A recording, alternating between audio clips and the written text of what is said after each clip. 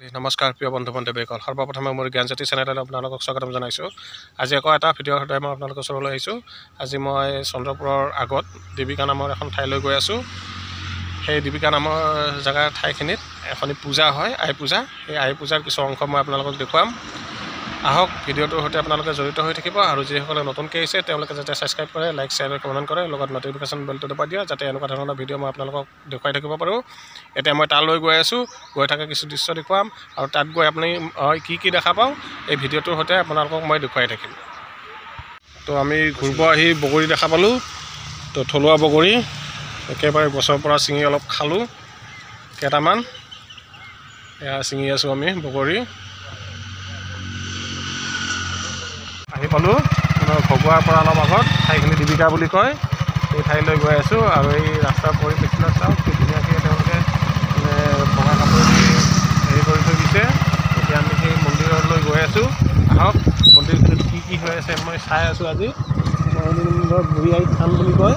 ইয়াত কি ধৰণে পূজা হয় সেইবোৰ বস্তু মই আপোনালোকক দেখুৱাই আছোঁ। এইবোৰ চাওক কি ধুনীয়াকৈ সজাইছে ঠাইখিনি।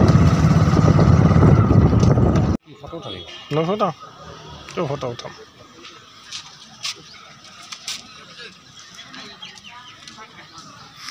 এয়া ঐতিহাসিক বুঢ়ী আই থান খগুৱা। ইয়াত মই আহি পালোঁ এতিয়া, আৰু মই ভিতৰত এতিয়া পূজাৰ কিছু নীতি নিয়ম চলি আছে। সেই পূজাৰ নীতি নিয়মখিনি মই আপোনালোকক দেখুৱাই আছোঁ। বলক এতিয়া মই ভিতৰলৈ গৈ আছোঁ।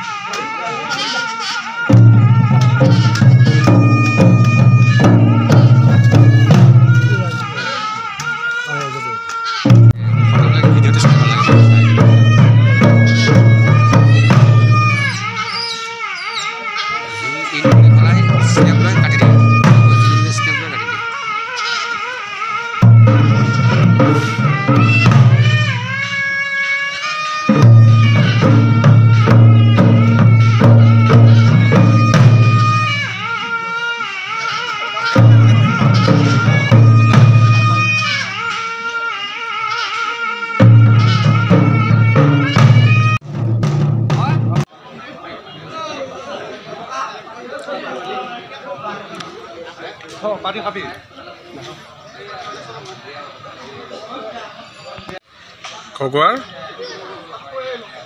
ৰজাগাঁও বুলি কয় এইখিনি।